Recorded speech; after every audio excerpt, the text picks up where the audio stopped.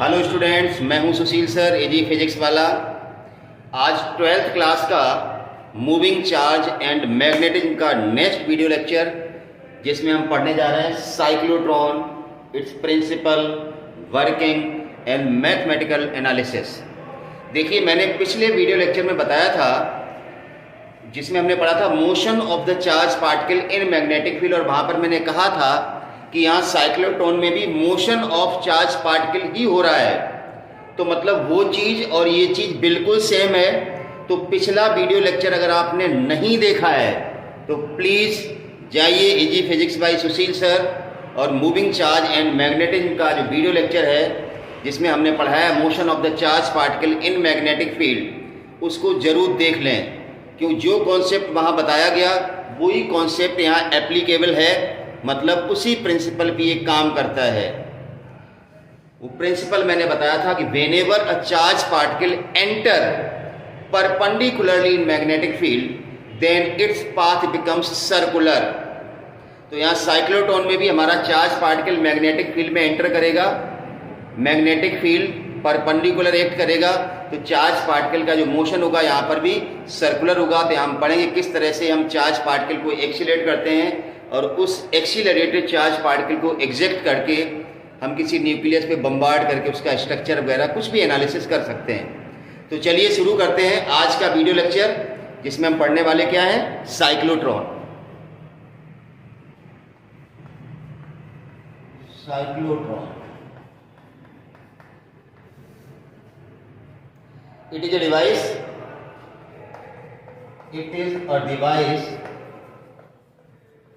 Copy pen लेके बैठ जाइए, used to accelerate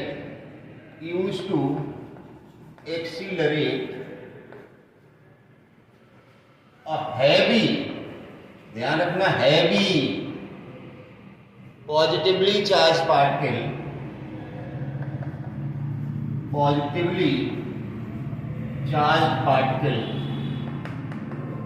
like proton, neutron, alpha particle. Heavy का मतलब जिनका मास बहुत ज़्यादा होता है। जैसे इलेक्ट्रॉन का मास कम होता है तो electron can not be accelerated by the cyclotron device. ध्यान रखना, it is a device used to accelerate a heavy positively charge particles like proton, neutron, alpha particle etcetera. मैंने बताया था it is based on the principle that whenever a charge particle enter perpendicularly in magnetic field then its path becomes circular. ये एक electromagnetic device है। It is an electromagnetic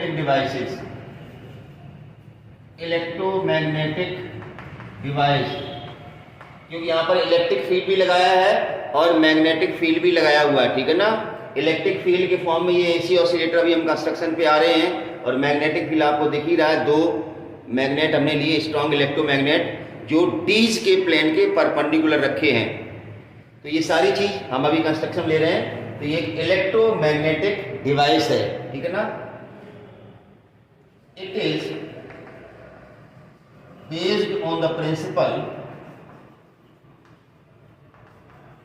that whenever a charge particle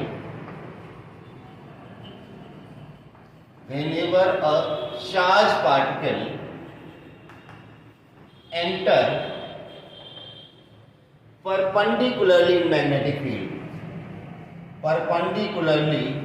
in magnetic field, then its path becomes circular।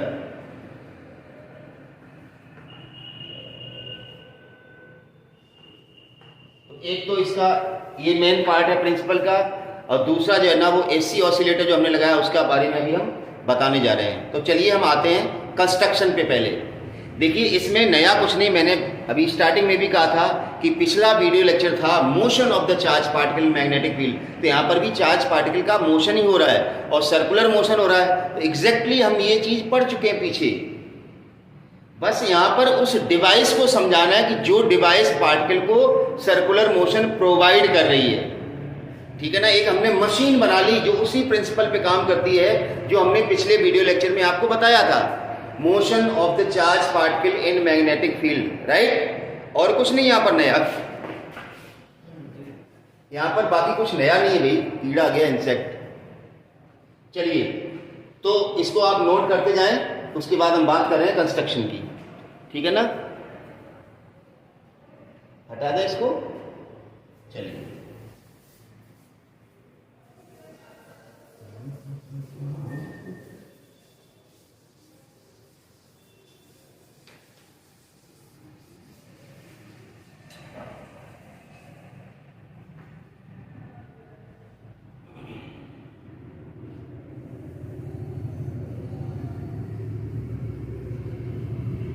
Construction diagram पे नजर डालने हैं आप लोग अपनी, कंस्ट्रक्शन आपको समझ में आ जाएगा।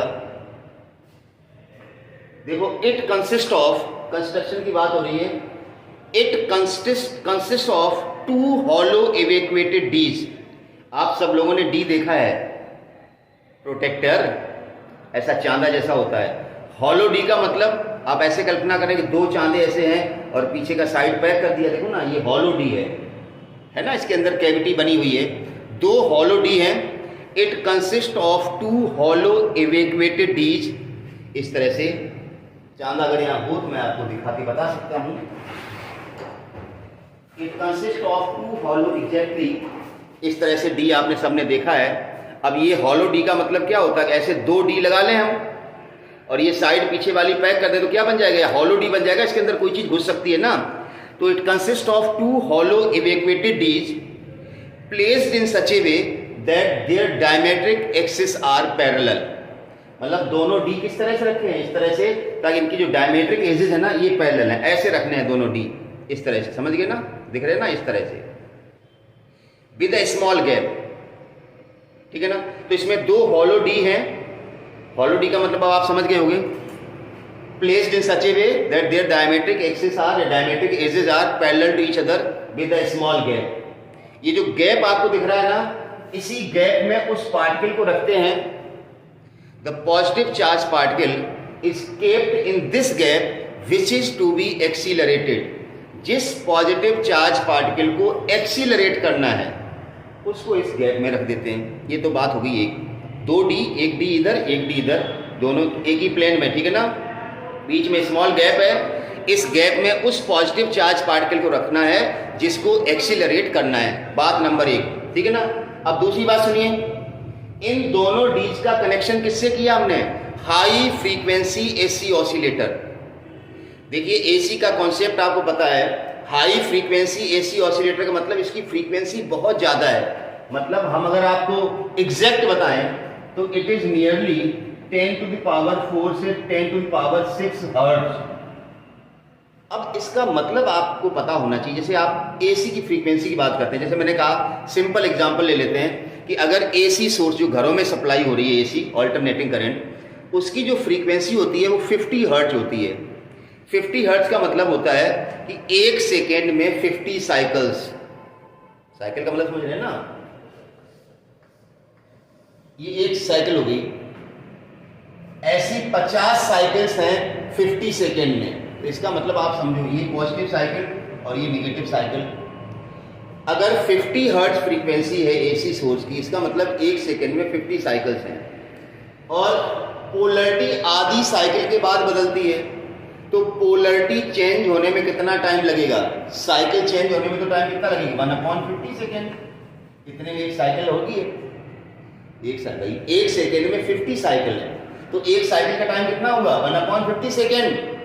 और पोलरिटी तो आधी साइकिल के बाद ही चेंज होती है, तो पोलरिटी चेंज होने में टाइम कितना लगेगा, 1/100 सेकेंड। मतलब 1 सेकेंड का जो 100वां भाग है उतने से टाइम में पोलरिटी चेंज होती है अल्टरनेटिंग करंट की। मतलब प्लस से माइनस होती है, फिर माइनस से प्लस होती है, इसमें 1 सेकेंड का 100वां भाग लगता है। अब आप अंदाज लगाइए, आपके घर में जो ट्यूब लाइट लग रही है, आपको पता लग रहा है उसमें करंट कब 0 हो रही, कब नेगेटिव हो रही, क्यों? क्योंकि टाइम इतना कम होता है साइकिल चेंज होने का, 1 सेकेंड का 100वां भाग तो आपकी आंख जो है ना उसको डिटेक्ट ही नहीं कर पा रही है। मतलब कितनी फास्ट। अब यहाँ पर अब आप कल्पना कीजिए कि यहाँ जो AC ऑसिलेटर लगा है इसकी फ्रीक्वेंसी 10 टू द पावर 4 से 10 टू द पावर 6 हर्ट्ज है। मतलब 1 सेकेंड में कितनी साइकिल्स हो रही हैं? 10 टू द पावर 4 को मान लें और 10 टू द पावर 6 के बीच मान लो 10 पावर 5, मान लो 10 पावर 5 मतलब 1 लाख। 1 सेकेंड में 1 लाख साइकिल्स। तो 1 साइकिल का टाइम कितना हुआ? 1 सेकेंड का 1 लाखवां भाग। तो पोलैरिटी कितने टाइम में चेंज होगी इसका भी आधा कर दो। 1/1 लाख मतलब 1 सेकेंड का जो 1 लाखवां भाग है उसका भी आधा कर दो। इतने टाइम में तो इन डी की मतलब जैसे आप इधर ध्यान दो, हमने दूसरा डायग्राम बनाया है कि AC सोर्स लगाया, हमने मान लिया किसी टाइम t पर ये पॉजिटिव पोलैरिटी पे और ये नेगेटिव पोलैरिटी पे। आधे चक्कर के बाद ये नेगेटिव हो जाएगा और ये पॉजिटिव। तो ये आधा चक्कर का टाइम कितना है? किसको आप आधा चक्कर कह रहे हो?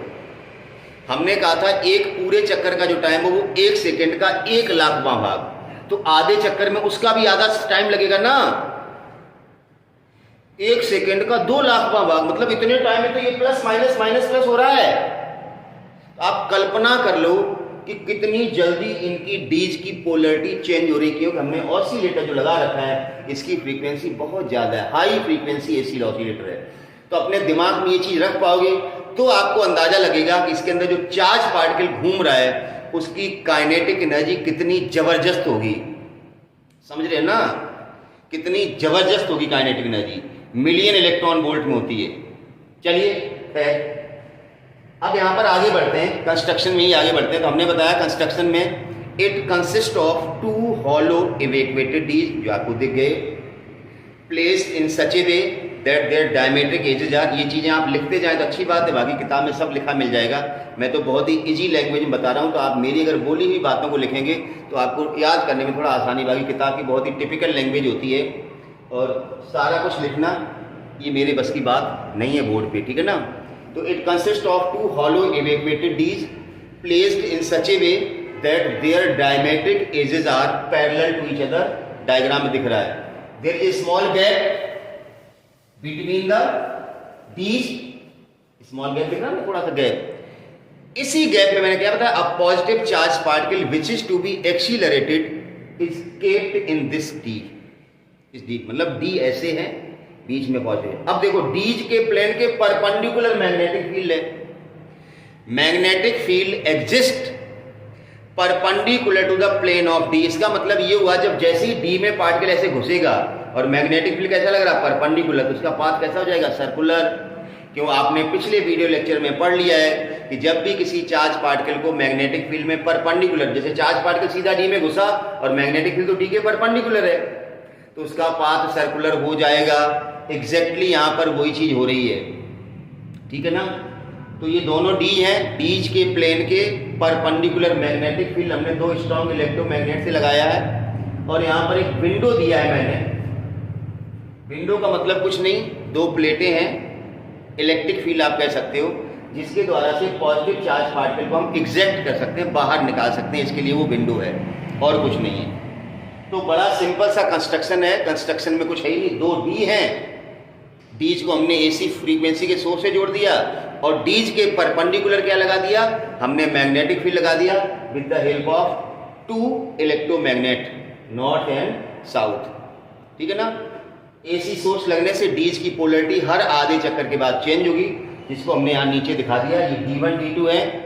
किसी टाइम t पर ये प्लस था, ये माइनस था, तो आधे चक्कर का मतलब टाइम पीरियड का आधा जो टाइम होता है, कैपिटल T/2 टाइम के बाद ये पॉजिटिव वाला नेगेटिव हो जाएगा और नेगेटिव वाला पॉजिटिव हो जाएगा। तो इतनी बात थी कंस्ट्रक्शन की। अब बात करते हैं वर्किंग की। बहुत आसान है, वर्किंग की बात कर रहे हैं।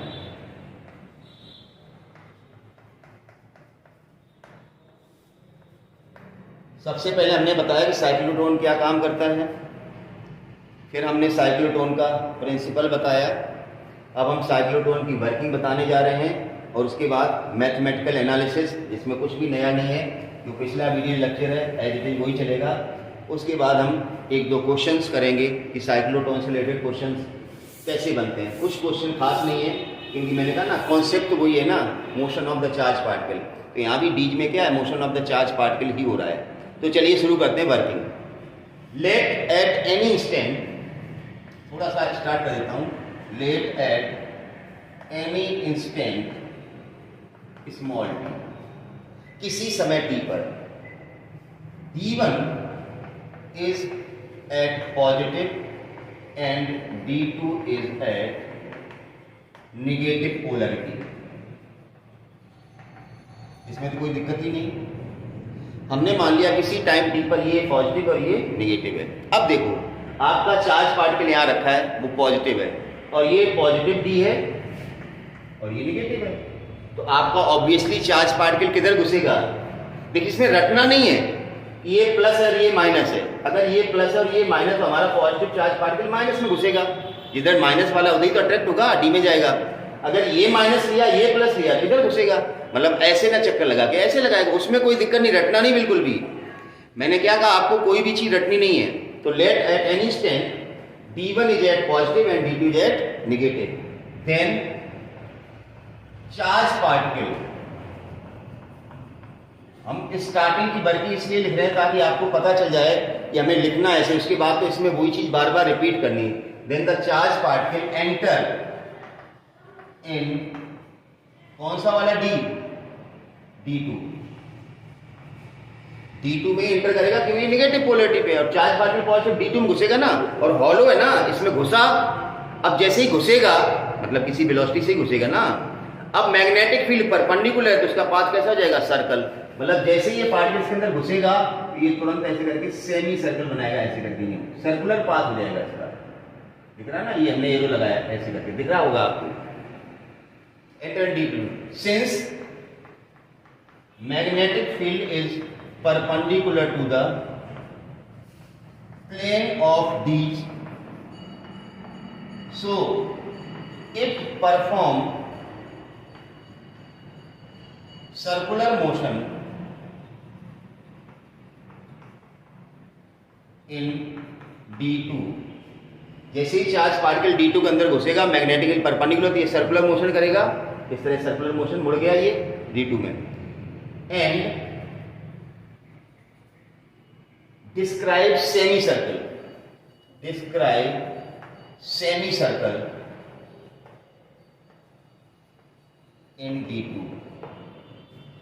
जैसे ही घुसा D2 में, मैग्नेटिक फील्ड परपेंडिकुलर, तो ऐसे करके ये सर्कुलर पाथ करेगा। तो सर्कुलर पाथ मतलब है, सर्कल का मतलब ये सेमी सर्कल बन जाएगा यहाँ। जैसे ही सेमी सर्कल कंप्लीट करके ये गैप में आएगा, ठीक उसी समय पोलरिटी चेंज हो जाएगी। बस देखो इसमें कुछ है ही नहीं, ये प्लस था, ये माइनस था, पॉजिटिव चार्ज माइनस में घुसा, magnetic field perpendicular, circular motion किया, ऐसे घूम गया। घूम के जैसे ही गैप में आएगा, पोलरिटी चेंज होगी, ये माइनस हो गया, ये प्लस हो गया, तो माइनस ये हो गया, इसमें घुस जाएगा, फिर वही सेमी सर्कल बनाएगा। क्यों? मोशन तो वही होगा ना, क्यों? परपेंडिकुलर मैग्नेटिक फील्ड है, तो अपने आप दिख रहा है ना, गोल गोल घूमेगा ये। तो बात यहां पर क्या है? बात यहां सिर्फ टाइमिंग की है कि जितने टाइम में चार्ज पार्टिकल ये सेमी सर्कल करके गैप में आएगा, ठीक उतने ही टाइम में डीज की पोलरिटी रिवर्स हो जाती है। अब यहां पर एक चीज ये है कि चलो मान लो, इसको थोड़ा सिंपल करते हैं। अभी 1 सेकेंड का 20 लाखवां भाग, 10 लाखवां भाग, इसको छोड़ जाओ। आप एक सिंपलिसिटी के लिए मान लो कि डीज की पोलरिटी 1 सेकेंड बाद चेंज होती है। दिमाग में सेट कर लो कि 1 सेकेंड बाद डी की पोलरिटी, मतलब ये प्लस है और ये माइनस है, 1 सेकेंड बाद ये प्लस हो जाएगा, माइनस। तो इसका मतलब 1 सेकेंड में पार्टिकल को सेमी सर्कल बना लेना चाहिए। मैं जो कह रहा हूं उसको समझने की कोशिश करो ताकि आपको ज्यादा समझ में आएगा। 1 सेकेंड बाद पोलरिटी चेंज हो रही है, इसका मतलब ये सेमी सर्कल 1 सेकेंड में बना के यहाँ आएगा, तब तक पोलरिटी चेंज हो जाएगी, तो इसमें घुस जाएगा। फिर ये सेमी सर्कल 1 सेकेंड में बनाएगा, तब तक इसकी फिर पोलरिटी, तभी इसमें घुस पाएगा। तो अब आप ये देखो कि इसका जो पाथ गौर से आप देखें, ये देखो आप देख पा रहे हैं धीरे धीरे इसका रेडियस बड़ा होता जा रहा है, बड़ा होता जा रहा है, नहीं होता जा रहा है। तो बच्चे के दिमाग में क्वेश्चन आता है, सर ठीक है ये छोटा सा सर्कल था तब तो 1 सेकंड में पूरा कर लिया, बाद में तो ये सर्कल बड़ा हो रहा है, तो भी सर्कल तो उसको सेमी सर्कल तो 1 सेकंड में ही पूरा करना, नहीं तो ट्रेन छूट जाएगी स्टेशन पहुंचने से पहले ही। तो इसका कारण साफ है कि जैसे जैसे पार्टिकल का रेडियस बढ़ रहा है 100% उस पार्टिकल की वेलोसिटी भी उसी टाइम में बढ़ रही होगी। अगर पार्टिकल का रेडियस बढ़ गया और वेलोसिटी उतनी रही है तो सेमी सर्कल बनाने में टाइम ज़्यादा लगेगा ना। और आप कह रहे हो पोलैरिटी तो उसी टाइम में चेंज होनी, तो ऑसिलेटर तो फिक्स है ना, वो तो उतने टाइम में पोलैरिटी चेंज कर देगा। तो पता लगा आप यहाँ तक आए नहीं, उससे पहले पोलैरिटी चेंज होगी, ये सब गड़बड़ मिसमैच हो जाएगा। तो इसका मतलब ये चीज़ 100% है कि as the radius of the charge particle increases in the same manner kinetic energy of the charge particle also increases 100%। लेकिन उसकी वजह क्या? बिल्कुल जैसे ही charge particle semi circle complete करके कहाँ था? गैप में, तो ये एसी वोल्टेज लगा ना, तो उसको वोल्टेज की वजह से क्या मिल जाती? एनर्जी, उसकी काइनेटिक एनर्जी बढ़ जाती एकदम ज़ूम करके। जैसे यहाँ से आया ज़ूम, थोड़ी सी काइनेटिक एनर्जी बढ़ गई तो उसका रेडियस भी बढ़ गया, तो उतने टाइम में चक्कर कर लिया। फिर यहाँ गैप में आया ज़ूम एकदम, फिर काइनेटिक एनर्जी बढ़ गई, फिर उसका रेडियस बढ़ गया। तो जैसे जैसे उसका रेडियस बढ़ रहा वैसे वैसे उसकी काइनेटिक एनर्जी बढ़ रही, तो time taken by the particle in completing semi circle remains constant. और ये बात मैंने पिछले वीडियो लेक्चर में भी बताई थी कि time is independent on radius as well as velocity, वो चीज यहां पर भी फिक्स है। तो चलिए, so it perform circular motion in D2 and describe semi circle in D2 as the particle comes in gap between the D's, then polarity of D's gets reversed. That is, D1 becomes negative and D2 positive. D1 negative हो जाएगा और D2 positive हो जाएगा। Now the charge particle enter in D2, sorry D1, ये negative हो गया ना, तब इसमें घुसेगा, फिर वही मैग्नेटिक फील्ड परपेंडिकुलर। तो मेरा कहने का मतलब आपको यही लाइनें बार बार रिपीट करनी है कि D2 पॉजिटिव हो जाएगा और D1 नेगेटिव हुआ है। Now charge particle enter in D1 में घुसेगा। Again describe semi circle and again describe semi circle in D1। अब बात यहां पर क्या लिखनी? सेमी सर्कल फिर बना दिया इसने D1 में। यहां पर ये कि जैसे जैसे पार्टिकल का रेडियस चेंज हो रहा है उसका काइनेटिक एनर्जी भी चेंज हो रहा है, उस बात को ही मेंशन कर देते हैं। ये नोट करो। तो इसकी वर्किंग में कुछ नहीं है, किसी समय ये प्लस है ये माइनस है, तो चार्ज पार्टिकल माइनस में घुसेगा, सेमी सर्कल बना के गैप में आ गया, जैसे गैप में आ गया तब तक ये माइनस हो जाएगा, वो प्लस हो गया, इसमें घुसेगा, फिर सेमी सर्कल बनाएगा, तब तक फिर पोलैरिटी। तो ऐसे ऐसे गोल गोल चक्कर काटता रहेगा। तो बहुत आसान है, बस टाइमिंग जो है ना पोलैरिटी की वो फिक्स है। इसका मतलब ये है कि as the radius increases the kinetic energy of the charge particle also increases. इसको नोट कर लो पहले, ठीक है ना।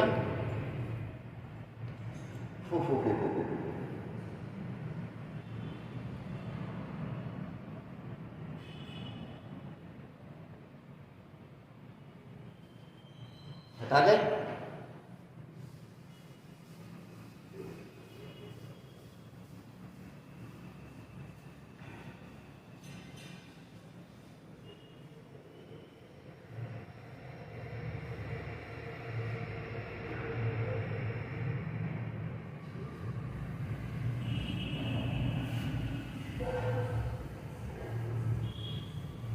चलिए, अब क्या चीज यहां पर मैंने बताई अभी आपको कि जैसे जैसे पार्टिकल का रेडियस इंक्रीज हो रहा है वैसे वैसे क्या हो रहा है, यहां पर रेडियस बढ़ने के साथ चार्ज पार्टिकल का काइनेटिक एनर्जी भी बढ़ रहा है। तो देखिए, as the radius of the charge particle, board में गंदा हो गया बहुत ज्यादा, इसको थोड़ा सही तो करो। हाउ इट कैन बी,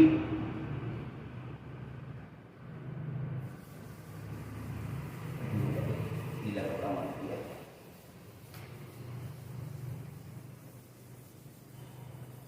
चलिए, a radius of semicircle increases, the kinetic energy of charged particle also increases as it takes energy from source कितनी QB in each half cycle। हर आधे चक्कर के बाद उसको कितनी एनर्जी मिल रही है? इस वोल्टेज सोर्स जो आपने लगाया एसी वोल्टेज, चार्ज पार्टिकल का चार्ज क्यू है, वोल्टेज भी है, तो हर आधे चक्कर में उसको इतनी एनर्जी मिल रही है। इसकी वजह से उसकी काइनेटिक एनर्जी बढ़ रही है। तो काइनेटिक एनर्जी बढ़ने से हो क्या रहा है? जैसे जैसे उसका रेडियस बढ़ रहा है, आधे चक्कर के बाद रेडियस बढ़ जा रहा है, तब तो उसको एनर्जी नहीं मिल रही इतनी। तो छो रेडियस बढ़ता है, रेडियस बढ़ रहा है उतनी उसकी स्पीड बढ़ जाती है, तो टाइम उतना ही लगता है। तो that's why time taken by the particle in completing semi circle remains constant. तो अब आप अंदाजा ये लगा सकते हैं कि चार्ज पार्टिकल इसके अंदर कितनी ज्यादा काइनेटिक एनर्जी से घूम रहा है। क्यों? कितनी जल्दी ये सेमी सर्कल बनाता है, इसका अंदाजा है? ये फ्रीक्वेंसी मैंने बताई थी, 1 सेकेंड का 20 लाखवां भाग है, उतने में तो आधा चक्कर कर लेता है। तो अंदाज लगाओ 1 सेकेंड का 20 लाखवां भाग कितना कम टाइम होता है, उतने कम टाइम में सेमी सर्कल बना रहा है। इसका मतलब इतनी ज्यादा हाईली एनर्जेटिक चार्ज पार्टिकल है इसके अंदर घूम रहा है कि जिसकी आप कल्पना ऐसे ही कर सकते हो। तो आपको क्लियर आ गया होगा कि एक साइक्लोट्रॉन एक ऐसी डिवाइस जिसके अंदर किसी भी हम पॉजिटिव चार्ज पार्टिकल को एक्सीलरेट करा सकते हैं। उसकी वजह क्या है? ये एसी ऑसिलेटर इसके लगाते ही इसकी, तो इसकी वजह ये है एसी ऑसिलेटर इसके लगाने से इसकी स्पीड इतनी ज़्यादा बढ़ जाती है, काइनेटिक एनर्जी बहुत ज़्यादा हो जाती है। और मैंने कहा ना, इसको फिर हम इलेक्ट्रिक भी लगा के विंडो से बाहर निकालेंगे और किसी भी टारगेट पे हम स्ट्राइक कर सकते हैं। तो ये था वर्किंग साइक्लोट्रॉन का। अब इसमें आता है मैथमेटिकल एनालिसिस। मैथमेटिकल एनालिसिस जो साइक्लोट्रॉन का है उसमें कुछ ज़्यादा नहीं आपको पढ़ना है। हमने बताया था पिछला जो कॉन्सेप्ट है, पीछे जो कॉन्सेप्ट बताया था ना हमने कि motion of the charge particle in magnetic field, तो वही कॉन्सेप्ट आपको यहाँ पर काम में लेना है, नया कुछ नहीं है। कॉन्सेप्ट क्या था वहाँ पर? हमने बताया था वहाँ पर whenever a charge particle enter perpendicularly in magnetic field then its path becomes circular. तो वहाँ पर भी यही था। तो देखिए हम बता रहे हैं आपको,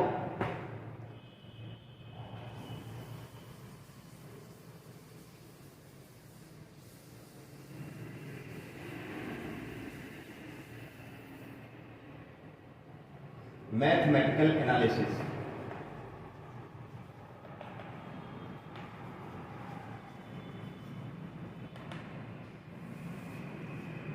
मैथमेटिकल एनालिसिस में वही चीज़ें फिक्स हैं कि क्योंकि चार्ज पार्टिकल यहाँ सर्कुलर मोशन कर रहा है मैग्नेटिक फील्ड में, उसको सेंटीपिटल फोर्स की ज़रूरत पड़ेगी mv²/r। वो सेंटीपिटल फोर्स mv²/r कहाँ से मिलेगा? उस पर लगने वाले फोर्स से लगेगा, मिलेगा, मतलब QVB से मिलेगा। तो इक्वेशन क्या बनेगी? QVB = mv²/r। बिल्कुल यहीं से शुरू करना है। तो देखिए, since charge particle perform circular motion इन मैग्नेटिक फील्ड, सो mv²/r कहाँ से मिलेगा? मैंने कहा इसमें नया कुछ भी नहीं करना, आपको नया कुछ नहीं करना है, बिल्कुल वही चीज़ें आपको सेम लेनी है और उसी से आपका रिजल्ट आ जाएगा। ये v से भी गया, रेडियस आ गया आपका mv/qb। अब हमने पिछले वीडियो लेक्चर में बताया था कि इस रेडियस के कितने और वेरिएशंस आ सकते हैं। हमने यहाँ मोमेंटम लिखा था, फिर हमने यहाँ काइनेटिक एनर्जी लिखा था, हमने इसे लिखा था ना p/qb, हमने लिखा था √2m k/qb, फिर हमने k की जगह लिखा था q × वोल्टेज। तो इतने सारे वेरिएशन यहाँ रेडियस में देखने को मिल सकते हैं, ठीक है ना। अब दूसरी बात, यहाँ से वेलोसिटी क्या जाएगी? qb/r/m। रेडियस और वेलोसिटी निकाल ली, तो time taken in completing semi circle पहला रेडियस आ गया, दूसरा वेलोसिटी आ गया, तीसरा time taken in completing semi circle. Semi circle बनाने में कितना टाइम लगेगा ये देखना है। तो सेमी सर्कल में कितना टाइम लगेगा, T बराबर पाई आर अपॉन बी। ध्यान रहे पूरे सर्कल का टाइम निकालना तो 2 पाई आर अपॉन बी, और सेमी सर्कल का तो pi r upon B. Radius का वैल्यू डाल दो, पाई आर की जगह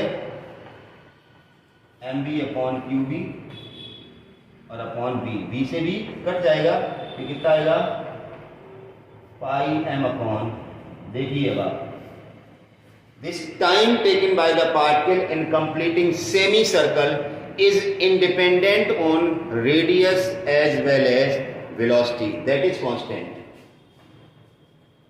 ये constant है, that is independent on radius as well as velocity। Time taken by the particle in completing semicircle is independent on radius as well as velocity। ये बात आपको अच्छे से पता हो गई है। चलिए इसमें और 2-3 चीज निकालते हैं। जैसे अब टाइम आ गया तो हम फ्रीक्वेंसी निकाल, टोटल टाइम भी निकाल सकते हो। टोटल टाइम अगर निकालना है तो डबल कर दो इसका, 2 pi m upon q B. Frequency अगर निकालनी है एफ तो इसका उल्टा कर दो, q B upon 2 pi m. Angular frequency निकालनी, मतलब मैंने क्या बताया था कि इस टॉपिक में नया कुछ भी नहीं है। Motion of the charge particle in magnetic field हमने पढ़ लिया है, वही है पैरामीटर। सिर्फ हमने यहाँ एक मशीन डिजाइन कर ली जो उसी प्रिंसिपल पे काम करती है। तो cyclotron is nothing new for you. तो चलिए हटाता हूं इसको।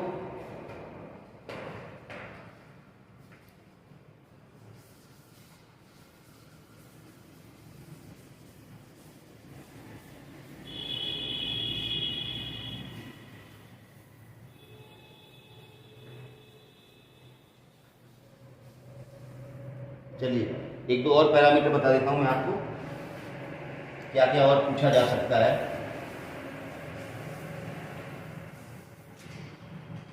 मैक्सिमम वेलोसिटी और मैक्सिमम काइनेटिक एनर्जी। देखिए आपको पता है कि टाइम कांस्टेंट है, मतलब मैंने क्या बताया, ये रेडियस कम है तो यहाँ वेलोसिटी कम है।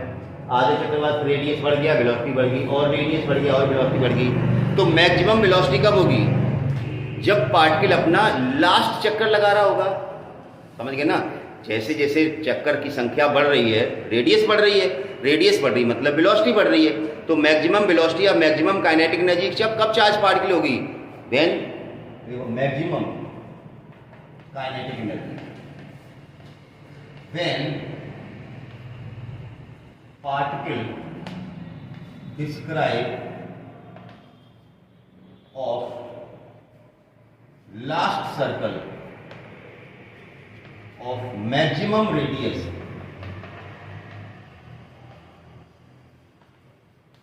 r naught with maximum velocity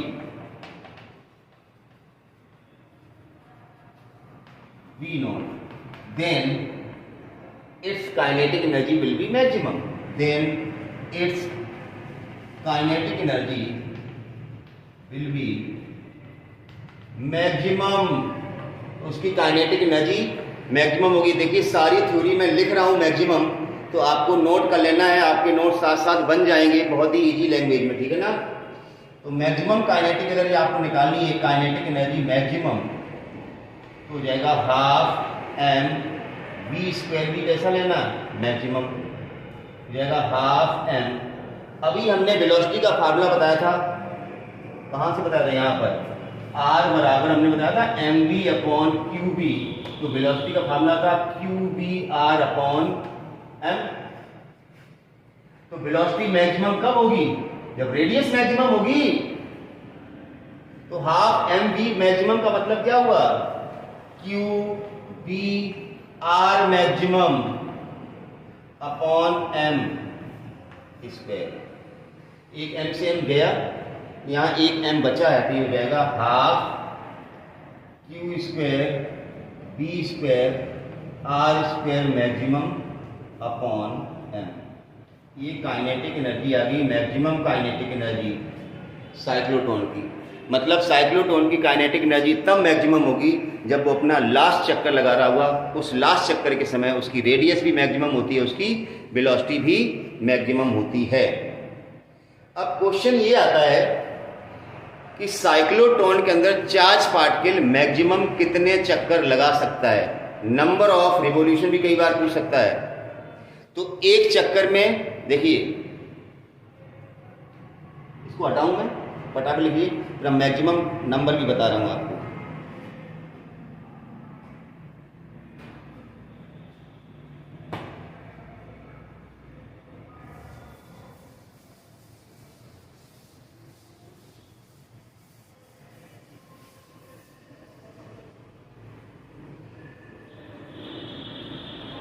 total number of cycles, हमने क्या बताया था अभी आपको कि एक एक चार्ज पार्टिकल जब साइक्लोट्रॉन में पूरा कंप्लीट चक्कर करता है तो उसको कितनी एनर्जी मिलती है, 2qb। आधे चक्कर में qb, तो एक पूरे चक्कर में कितनी एनर्जी मिलती है, 2qb। तो n चक्कर में कितनी एनर्जी मिलेगी, ये n चक्कर है, number of revolution, number of cycles. तो हमने मान लिया कि वो n साइकिल कर रहा है पार्टिकल, n साइकिल, तो n साइकिल में कितनी एनर्जी मिलेगी, n इंटू 2qb। यही तो मैक्सिमम काइनेटिक एनर्जी होगी ना। अभी हमने मैक्सिमम काइनेटिक एनर्जी निकाली थी, वो मैक्सिमम काइनेटिक एनर्जी आई कहां से, एक चक्कर में 2qb, दो चक्कर में 4qb, n चक्कर में कितनी होगी, n इंटू qb। ये किसके बराबर होगी, maximum kinetic energy half m। m नीचे आया था, यहाँ फार्मूला लिखा था हमारा, चलिए फार्मूला लिख देते हैं, q square b square R not या R maximum square upon m square. M से एम कट जाएगा तो नंबर आपके साथ मिल जाएंगे, n बराबर half q square B square are square maximum upon, यहाँ एक m बचा है और ये 2qb नीचे आ जाएगा, 2qb नीचे आएगा, आप काट लो, एक q से एक q कट जाएगा तो आ जाएगा ऊपर बचा q B square are square max upon 4 voltage m। तो ये नंबर्स हैं, रिवॉल्यूशन की संख्या है कि एक साइक्लोट्रॉन बीच में मैक्सिमम कितने रिवॉल्यूशन कर सकता है, उस n का फार्मूला है q B square are square upon 4mb। तो ये मैथमेटिकल एनालिसिस में कुछ पैरामीटर्स थे जो आपने पहले भी पढ़े थे, आज दोबारा साइक्लोट्रॉन में फिर पढ़ लिए। तो this is all about cyclotron. इसकी कुछ लिमिटेशंस हैं।